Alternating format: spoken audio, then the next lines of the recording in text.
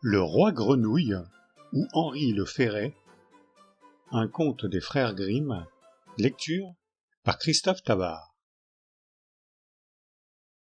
Dans des temps très anciens, alors qu'il pouvait encore être utile de faire des vœux, vivait un roi dont toutes les filles étaient belles.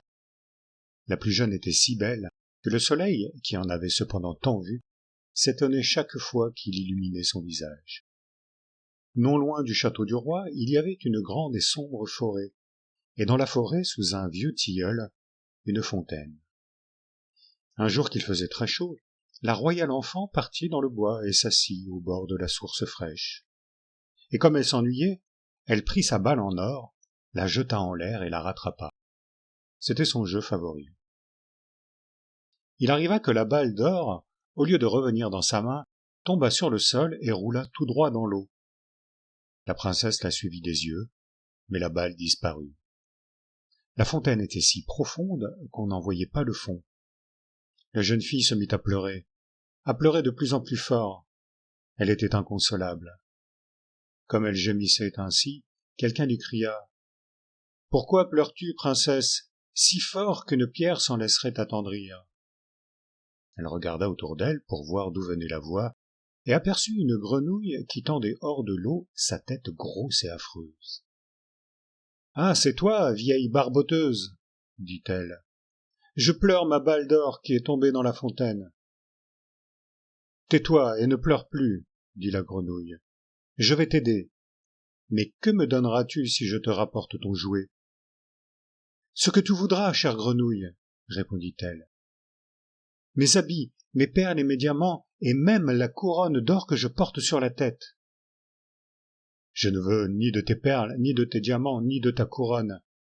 Mais si tu acceptes de m'aimer, si tu me prends comme compagne et camarade de jeu, si je peux m'asseoir à ta table à côté de toi, manger dans ton assiette, boire dans ton gobelet et dormir dans ton lit, si tu me promets tout cela, je plongerai au fond de la source et te rendrai ta balle. »« Mais oui, dit-elle, je te promets tout ce que tu veux à condition que tu me retrouves ma balle. » Elle se disait, elle vit là dans l'eau avec les siens et coasse. Comment serait-elle la compagne d'un être humain? Quand la grenouille eut obtenu sa promesse, elle mit la tête sous l'eau, plongea, et, peu après, réapparut en tenant la balle entre ses lèvres. Elle la jeta sur l'herbe. En retrouvant son beau jouet, la fille du roi fut folle de joie. Elle le ramassa et partit en courant. « Attends, attends !» cria la grenouille. « Emmène-moi, je ne peux pas courir aussi vite que toi. » Mais il ne lui servit à rien de pousser ses « quoi, quoi » aussi fort qu'elle pouvait. La jeune fille ne l'écoutait pas. Elle se hâtait de rentrer à la maison, et bientôt la pauvre grenouille fut oubliée. Il ne lui restait plus qu'à replonger dans la fontaine. Le lendemain, comme la petite princesse était à table, mangeant dans sa jolie assiette d'or, avec le roi et tous les gens de la cour, on entendit « plouf, plouf, plouf, plouf » quelque chose qui montait l'escalier de marbre. Puis on frappa à la porte et une voix dit « Fille du roi, la plus jeune, ouvre-moi !» Elle se leva de table pour voir qui était là. Quand elle ouvrit, elle aperçut la grenouille. Elle repoussa bien vite la porte et alla reprendre sa place. Elle avait très peur. Le roi vit que son cœur battait fort et dit « Que crains-tu, mon enfant?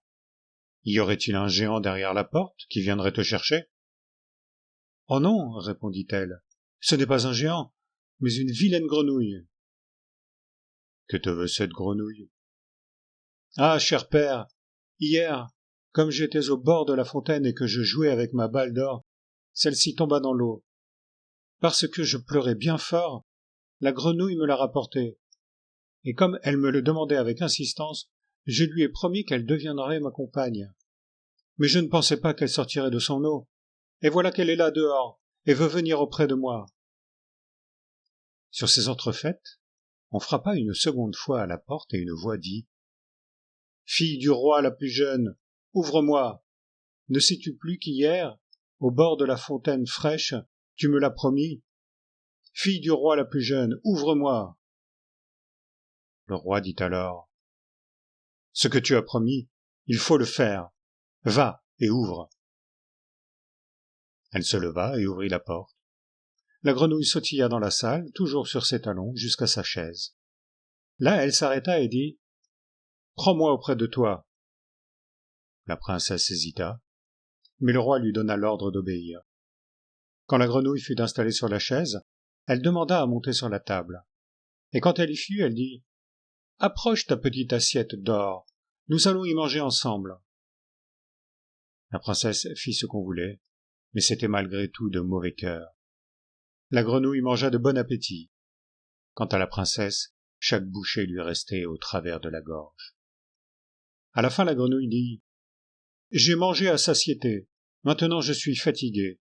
Conduis-moi dans ta chambrette et prépare ton lit de soie, nous allons dormir. » La fille du roi se mit à pleurer.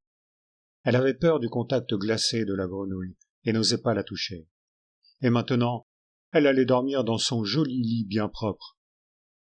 Mais le roi se fâcha et dit « Tu n'as pas le droit de mépriser celle qui t'a aidé quand tu étais dans le chagrin. » La princesse saisit la grenouille entre deux doigts, la monta dans sa chambre et la déposa dans un coin. Quand elle fut couchée, la grenouille sauta près du lit et dit « Prends-moi, sinon je le dirai à ton père. » La princesse se mit en colère, saisit la grenouille et la projeta de toutes ses forces contre le mur. « Comme ça tu dormiras, affreuse grenouille !» Mais quand l'animal retomba sur le sol, ce n'était plus une grenouille.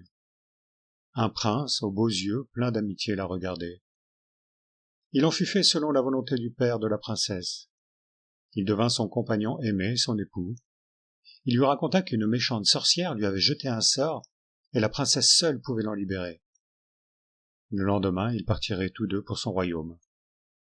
Ils s'endormirent, et au matin, quand le soleil se leva, on vit arriver une voiture attelée de 8 chevaux blancs. Ils avaient de blancs plumés sur la tête, et leur harnais était d'or. À l'arrière se tenait le valet du jeune roi. C'était le fidèle Henri. Il avait eu tant de chagrin quand il avait vu son seigneur transformé en grenouille, qu'il s'était fait bander la poitrine de 3 cercles de fer pour que son cœur n'éclatât pas de douleur. La voiture devait emmener le prince dans son royaume. Le fidèle Henri l'y fit monter avec la princesse et s'installa de nouveau à l'arrière, tout heureux de voir son maître libéré du mauvais sort. Quand ils eurent roulé pendant quelque temps, le prince entendit des craquements derrière lui, comme si quelque chose se brisait.